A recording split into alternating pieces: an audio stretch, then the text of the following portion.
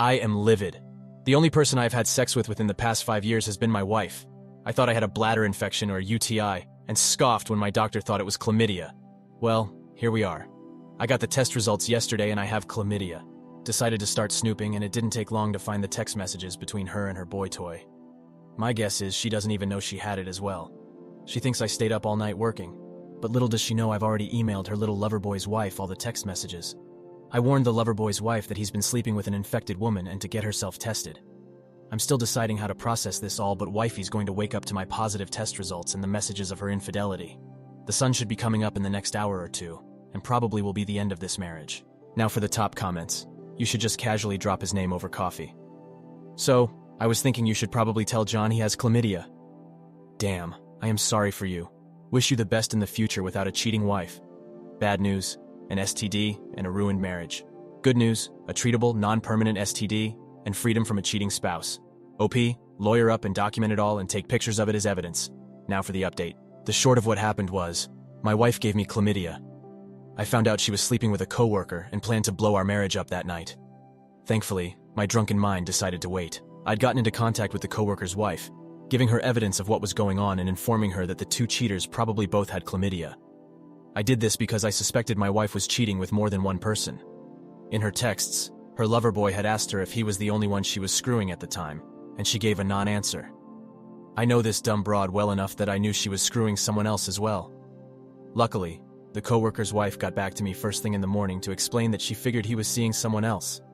The two of them were privately separated at the time, and their separation agreement stated they were not to see anyone else at the time. She had her own suspicions and thanked me for reaching out.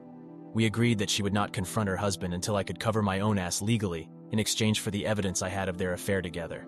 She also confirmed to me that her husband didn't have chlamydia, at least when they were still together. I decided to not confront my wife that morning. I pretended everything was fine and dandy while I looked for lawyers and dug deeper to figure out the mystery of the chlamydia caper. I installed a keylogger on my wife's personal computer and quickly got access to a secret email. Where guess what? My wife was talking with someone on a hookup website. The best part was that it solved the mystery, as the man informed her he tested positive for chlamydia and that she probably had it. Even better, these emails were from months before I was infected myself, meaning she knowingly infected me with chlamydia. Disappointed that it was not in fact the chlamydia fairy that caused all this, I have a lawyer. It's not looking well for my soon-to-be ex. The fact she knowingly infected me made my lawyer salivate, along with the mountain of proof of her infidelity. The house we live in is my parents', and we've kept our finances separate since the beginning. Her chances of getting much, if anything, out of me is pretty slim. I served her the divorce papers last month. I bought a security camera on Amazon when this all started, saying I was going to put it over our front door. I hid it in the living room the morning I decided to confront her. I decided to take one of the top comments from my first post on how to drop this on her. We were sitting and having breakfast when I said, "So, I'm curious, does coworker know you infected him with chlamydia as well?" The short of it was she cried, apologized, tried to claim it was a one-time thing. I brought up that this was her second affair, tried to claim she loved me, tried to blame me, screamed at me that I don't make her feel loved, yada yada, you get it. I served her the divorce papers and her eviction notice right after. I'm staying with my parents until she's out of the house in a few weeks just to be safe. I'm juggling if I want to try and press assault charges against her for knowingly infecting me with chlamydia. As my lawyer said, it should be pretty easy to prove with the emails we have. Overall though, I just want her out of my life like the STD she is. Now for the top comments. Not feeling loved. The title of every cheater's journal. Have you run a standard STD test? She already gave you one. Who knows how many other men she has slept with? Press charges. That's some insidious shit she pulled. What if it was a more severe STD? Press charges. It could have been the drug-resistant strain of gonorrhea or hepatitis. You're not her only victim. She's going to keep doing this to other people. All you will be doing is creating a record of how many people she knowingly infects. Press charges. She not only willingly infected you with chlamydia, but another man as well. She will keep doing this. She is not to be trusted. Awful actions deserve consequences. You've done everything right and did an absolutely beautiful savage takedown of that woman. Happy you are supported by family and the other spouse victim. Please keep updating. Now for the next story. When wayward spouse asked me for a separation, he wanted me to move out of our jointly owned home and figure out the financial separation. So I stayed between friends and family and organized a lawyer, even though I was distraught as hell and didn't want to separate. He started organizing to see me again and we talked about reconciling. The next time I saw him, he told me he didn't think he wanted to reconcile anymore. When he received the first letter from the solicitor, he got upset and did nothing. I had to push him to respond to it. Then he started IC and asked me to put the separation on hold because he was having second thoughts again about reconciling. I decided to move back into our house because the insecure living situation was very stressful, and I still had to help pay our mortgage. Not long after I moved back in, he started to treat me with increasing coldness and cruelty. I discovered he had been lying to me about seeing AP. Around this time, he had also started to engage with the girl he is with now. We both went to couples counseling, even though we weren't reconciling. We had barely ever fought while we were together, and even the initial breakup was quite civil.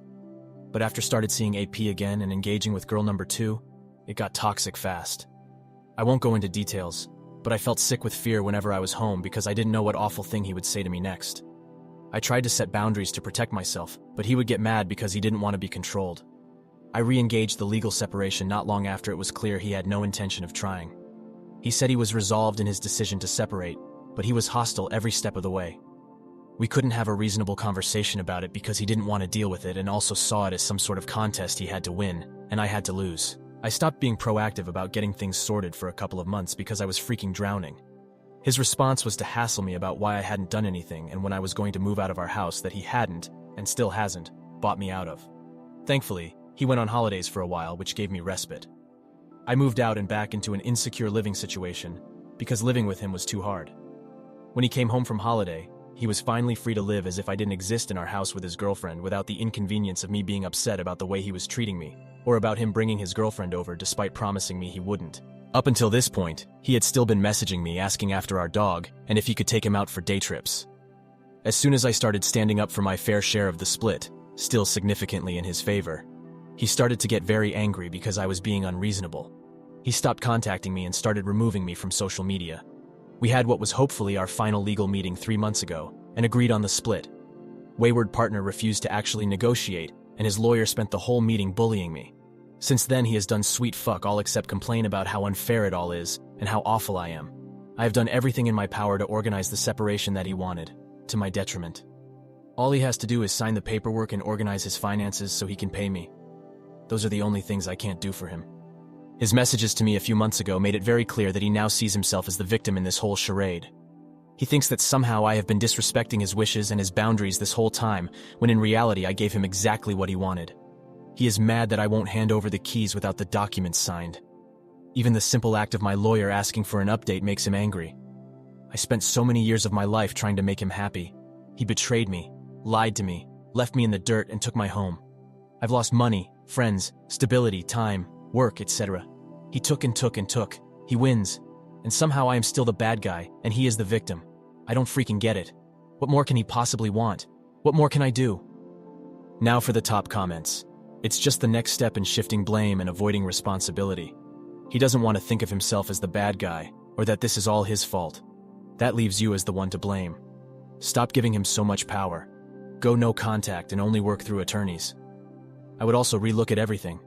If he's going to be hostile when negotiating in his favor, and not sign things when they are, then go back and change it to be more even or in your favor and let your attorney handle it all. Playing to what he wants isn't helping, so why do it? Block him on everything and only communicate via attorneys. This is what self-centered people do. They shift blame to avoid responsibility. They make you the bad guy. It's pathetic, but if you're honest with yourself, this is always who they were.